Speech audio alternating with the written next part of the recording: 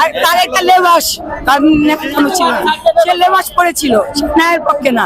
সে আমি বললাম ভারত যদি বাংলাদেশকে আশ্রয় দিতে চায়, মমতা ব্যানার্জির দেশে যারা এখন ওই যে কানাডা সহ অন্যান্য দেশের থেকে পাঞ্জাবি হিন্দুদের যে জায়গা দিতে চাচ্ছে না, তাদের আগে আশ্রয় দেওয়ার জায়গাও বের করুক, তারপর সে বাংলাদেশের লোকদের তারা আশ্রয় দিবে।